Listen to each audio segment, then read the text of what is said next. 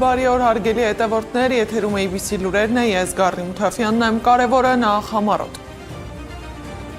Կառավարության նախաձեռնությամբ հուլիսի 2-ին ազգային ժողովի արտահերթ նստաշրջան կգումարվի, օրակարգում թեժ հարցեր են։ Սահմանադրական դատարանում շարունակում են քննել ընդդիմության դիմումները, երբ կհրապարակվի որոշումը։ Նոր ձերբակալություն Գյումրիում, ինչու են ձերբակալել նախկին քաղաքապետի մամուլի քարտուղարին։ Զգուշացեք, ձեր հեռախոսը վերահսկողության տակ է, հսկայական բազա, բոլորիս տվյալներով, փորձագետների ահազանգի հետքերով։ Ինչի մասին են պայմանավորվել Լիբանանն ու Իսրայելը Վաշինգտոնում։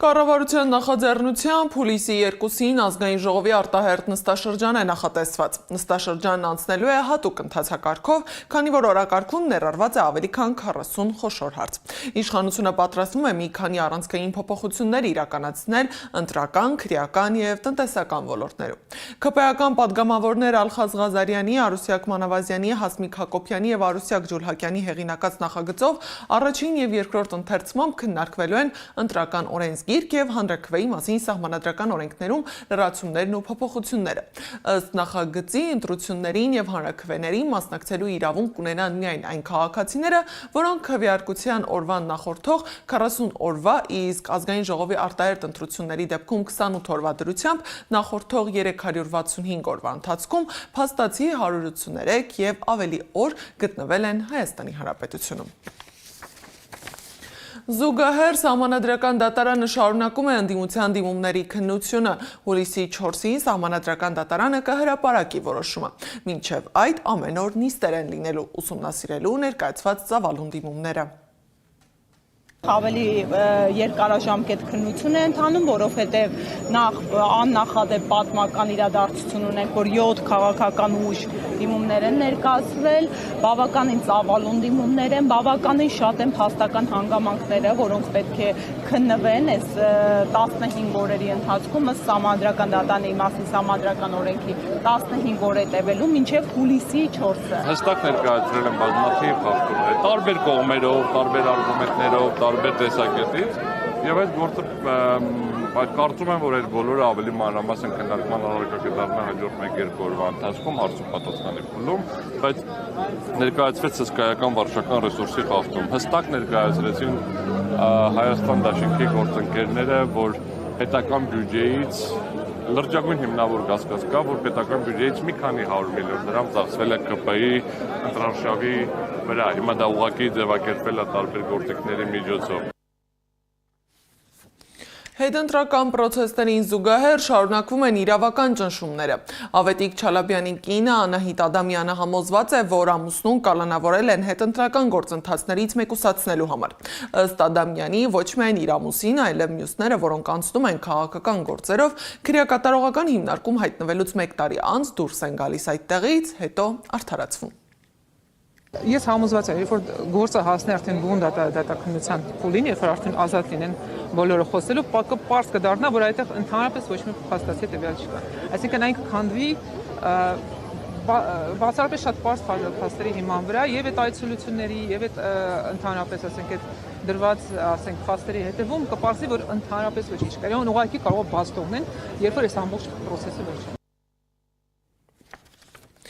Քրիստոնեական համերաշխություն միջազգային իրավապաշտպան կազմակերպությունը խոր մտահոգություն է հայտնում Հայաստանում հայաքվե միավորման համակարգող Ավետիք Չալաբյանի կալանավորման կապակցությամբ։ Սա վերջին ամենաթարմ դեպքն է ի թիվս այլ կալանավորումների, գույքի բռնագրավումների, խուզարկությունների եւ այլ բռնաճնշումների, երբ թիրախ են դարձել Հայաստանի ընդդիմադիր ուժերի ներկայացուցիչները հունիսի 7-ի խորհրդարանի ընտրությունից առաջ եւ դրանից հետո, ասված է հայտարարության մեջ։ Ոչ ենք անում անհապաղ ազատ արձակել Հայաստանում պահվող բոլոր քաղաքական բանտարկյալներին, ապահովել, որ հունիսի 7-ի խորհրդարանի ընտրության արդյունքների վերաբերյալ ներկայացված բողոքները քննվեն արդար, անկախ եւ թափանցիկ դատական ընթացակարգի շրջանակում։ Ձերբակալել են Գյումրիի քաղաքապետի նախկին մամուլի քարտուղար Հասմիկ Վիրաբյանին լրատվամիջոցների փոխանցմամբ նրան մեղադրում են առանձնապես խոշոր չափի խարդախություն կատարելու համար։ 2027 թվականից Հայաստանում յուրաքանչյուր բջջային հեռախոս հայտնվելու է նոր պետական հաշվառման համակարգում։ Կառավարությունը պատրաստվում է ստեղծել IMEI կոդերի միասնական պետական շտեմարան, որտեղ կգրանցվեն Հայաստանում գործածվող բոլոր բջջային սարքերը։ Ինչ է այս նախագիծը իրենից ենթադրում եւ ինչ ռիսկեր են տեսնում փորձագետները, Անահիտ Սարգսյանի ռեպորտաժում։ Պետությունը պատրաստվում է նոր մակարդակի վերահսկողություն սահմանել բջջային հեռախոսների շրջանառության նկատմամբ։ 2027 թվականի հունվարի 1-ից Հայաստանում նախատեսվում է գործարկել IMEI կոդերի միասնական պետական շտեմարան, որտեղ կհավաքագրվեն բջջային սարքերի նույնականացման տվյալները։ IMEI-ն դա հեռախոսի հատուկ իդենտիֆիկացիոն համարն է, ոնց որ մեքենայի համարը, որը ունիկալ է 15 նշանոց թիվ է ու դա դարձնում է ձեզ շատ վերահսկելի հեռախոս տեսանկյունից։ Կառավարությունը պնդում է նպատակը ապօրինի ներմուծման, ստվերային շրջանառության եւ հեռախոսների գողության դեմ պայքարն է, սակայն մասնագետները զգուշացնում են, նախաձեռնությունը կարող է լուրջ հարցեր առաջացնել անձնական տվյալների պաշտպանության ոլորտում։ Ստեղծվելու է մի հսկա բազա, որտեղ կապվելու են ձեր անձնագիրն ու անձնական տվյալները, ձեր հեռախոսի կոդը եւ ձեր բոլոր քարտերը։ Սա պարզապես հարկային գործիք չէ, սա պետությանը հնարավորություն է տալիս ցանկացած պահի տեսնել, թե ով որ սարքով է եւ երբ է ակտիվանում ցանցում։ Եթե ամեն րոպե 2.5 միլիոն օգտատիրոջ տվյալ պարունակող այդ բազան խափանվի, օպերատորները ստիպված են լինելու անջատել ձեր կապը։ Իսկ մենք գիտենք, թե ինչպես են աշխատում պետական բազաները, օրինակ առաջին դասարանցիների գրանցման բազան, որը այս շաբաթ ընդամենը մի 20,000 ծնողի պիտի միաժամանակ սպասարկեր, բայց ուղղակի չէր աշխատում։ Նախագծում կա վտանգավոր մի կետ, ադմինիստրատորը կարող է այս բազայի տվյալներով թվային այլ ծառայություններ մատուցել պետական ու տեղական մարմիններին կամ նույնիսկ մասնավոր ընկերություններին։ Այսինքն տվյալները, որոնք հավաքվում են իբր մաքսանենգության դեմ պայքարի համար, վաղը կարող են օգտագործվել բոլորովին այլ մեզ անհայտ նպատակներով։ Մեկ տեղում ամբողջ հանրապետության հեռախոսների ու քաղաքացիների տվյալների կենտրոնացումը երազանք է ցանկացած կիբերհանցագործի համար։ Եթե այս բազան կոտրվի, իսկ անխոցելի համակարգեր չկան, յուրաքանչյուրիս անվտանգությունը կդրվի հարվածի տակ։ Նոր կարգավորմամբ յուրաքանչյուր հեռախոս պետք է ունենա գրանցված IMEI կոդ, հակառակ դեպքում բջջային օպերատորը չի մատուցի կապի ծառայություն։ Բացի այդ, սահմանվում են նոր տուրքեր մինչև 2 տարվա հեռախոսների ներմուծման համար, իսկ ներմուծողները պարտավոր են գրանցել յուրաքանչյուր սարքի IMEI կոդը։ Ըստ նախագծի ստեղծվում է ինչ-որ կազմակերպություն, ոչ պետական, որին շատ չափազանց շատ տվյալներ են տրվում, այսինքն ձեր հեռախոսի email-ին, SIM քարտը, անձնագրի համարը, պլյուս նաև սահմանի շարժը, դա բացատրեմ, սա էլ է կարևոր։ Իրականում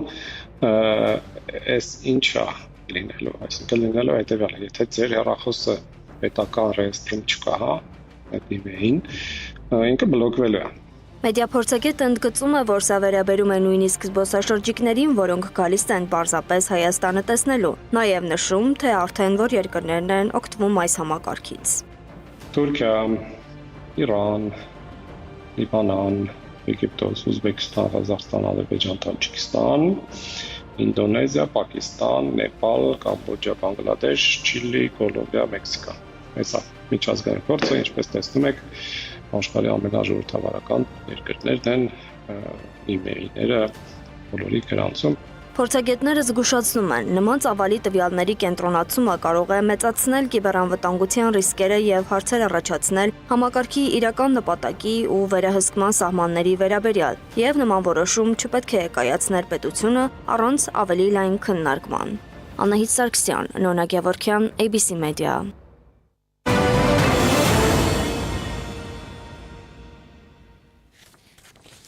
Իսրայելի արտգործնախարար Գիդեոն Սաարը հայտարարել է, որ կառավարության հաջորդ նիստին կներկայացնի որոշման նախագիծ, որը նախատեսում է Իսրայելի կառավարության հայոց ցեղասպանության պաշտոնական ճանաչում։ Օսմանյան կայսրության մայրամուտին հայ ժողովրդի նկատմամբ իրականացված ցեղասպանությունն ընդունելը բարոյական եւ պատմական պարտավորություն է, եւ միաժամանակ անհրաժեշտ է դատապարտել պատմական ճշմարտության ցանկացած շղթում, նսեմացում կամ խեղաթյուրում, գրել է Սաարը։ Պաշտոնյան հավելել է, որ այնուհետև որոշման նախագիծը կդրվի Իսրայելի խորհրդարանի Քնեսեթի քվեարկությանը։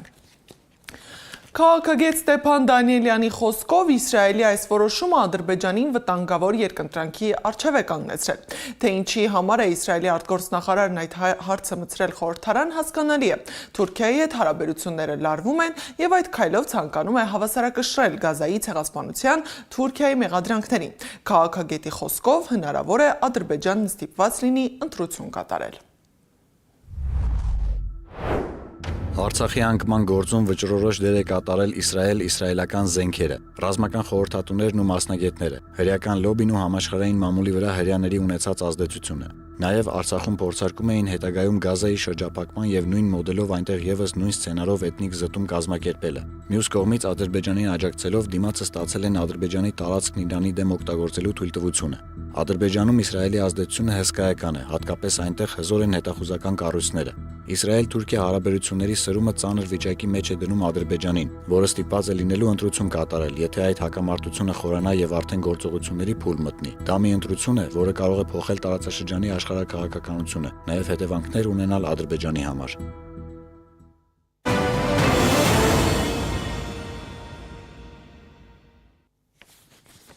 Իսրայելա-լիբանանյան շրջանակային համաձայնագիրը նախատեսում է իսրայելական ուժերի աստիճանական դուրսբերում Լիբանանից։ Իսրայելը եւ Լիբանանը մտադիր են վերջ դնել հակամարտությանը եւ վերացնել դրա պատճառները։ Կողմերը պարտավորվում են ձգտել վերականգնել Լիբանանի զինված ուժերի արդյունավետ ինքնիշխան վերահսկողությունը Լիբանանի ամբողջ տարածքում եւ զինաթափել ոչ կառավարական խմբերը եւ ոչնչացնել դրանց հետ կապված ենթակառուցվածքները Լիբանանում, ինչը հիմք կստեղծի Լիբանանի տարածքից։ Իսրայելական ուժերի աստիճանական դուրսբերման համար։ Երկրներն առանձնացրել են երկու գոտի, որոնց նկատմամբ վերահսկողությունը իսրայելական ուժերը աստիճանաբար կփոխանցեն լիբանանյան ուժերին։ Լիբանանի կառավարությունը վերահաստատում է իր վճռական եւ անսասան հանձնառությունը իր ամբողջ տարածքում ինքնիշխանության լիակատար վերականգնմանը եւ պահպանմանը։ Բեյրութը հայտարարել է, որ զինված խմբավորումներին, այդ թվում շիական Հեզբոլլա շարժման սպառնալիքի չեզոքացումը կվերացնի ապագայում ռազմական գործողությունների կամ իսրայելական բանակի ներկայության պահպանման անհրաժեշտությունը հանրապետությունում։ Սակայն այս ամենի ֆոնին սրվել է վիճակը Բեյրութում բախումներ են տեղի ունեցել ցուցարարների եւ Լիբանանի բանակի միջև։ Հեզբոլլահի կողմնակիցները բողոքում են Իսրայելի հետ ստորագրված համաձայնագրի դեմ։ Նրանք մոտոցիկլետներով շարժվելով արգելափակում են քաղաքի ճանապարհները։ Մի քանի վայրերում նաեւ հրդեհներ են բռնկվել։ Ըստ հաղորդումների անվտանգության ուժերը միջամտել են վիճակը վերահսկելու համար։ Միջազգային լուրերը ռեպորտաժում։ Թրամփը Իրանին մեղադրել է հրադադարը խախտելու համար, նշելով Իրանը կրակել է Հորմուզի նեղուցով անցնող նավերի ուղղությամբ։ Ամերիկյան բանակը հարվածել է Իրանին, ի պատասխան Հորմուզի նեղուցում նավերի վրա հարձակման։ Իրանը պատասխանել է ամերիկյան ռազմաբազաների վրա հարձակմամբ։ Ամերիկայի դռները լիովին փակ են ապաստան փնտրողների համար, իսկ Հայիթիի ժամանակավոր պաշտպանության կարգավիճակ ստացած փախստականները պետք է լքեն երկիրը, հայտարարել է Սպիտակ տունը։ Թուրքիան պատրաստ է կազմակերպել Ռուսաստանի եւ Ուկրաինայի պատվիրակությունների հանդիպում բանակցությունների համար, ասել է Հաքամ Ֆիդանը։ Լուկաշենկոն աշխատանքային այցով մեկնել է Ռուսաստան հանդիպել Պուտինի հետ։ Նախագահները քննարկել են Միութենական պետության օրակարգը, առևտրատնտեսական համագործակցությունը եւ տարածաշրջանային անվտանգությունը։ Բռունցքները գործի են դնում նաև Վրաստանի օրենսդիրները։ Մեր հարևան երկրում պատգամավորները միմյանց հարվածել են Գեորգի Շարաշիձեի երկրի վարչապետին ուղղված քննադատական ելույթից հետո։ Վենեսուելայում երկրաշարժի հետևանքով զոհերի թիվը հասել է 920-ի, տուժածների թիվը գերազանցել է 3300-ը։ Մահացել է Ռուսաստանի պաշտպանության նախկին նախարար Սերգեյ Իվանովը, նա 73 տարեկան էր։ Սեդակ Յուրեղյան, Աշոտ Բարբարյան, ABC Media։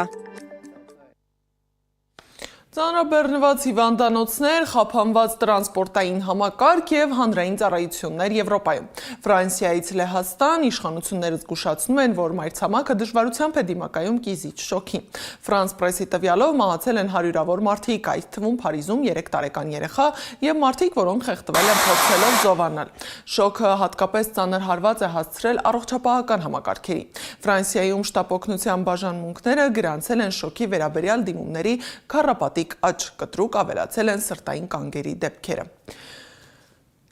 Փարիզի իշխանությունը հանգստյան օրերին արգելել է երեկոյան ժամերին ալկոհոլի վաճառքը եւ հանրային վայրերում խմելը։ Մեծ Բրիտանիայի ազգային առողջապահական ծառայության ներքո գործող մի քանի հիվանդանոցներ հայտարարել են, որ զովացման համակարգերի խափանումները խաթարել են բժշկական սարքավորումների եւ վիրահատարանների աշխատանքը։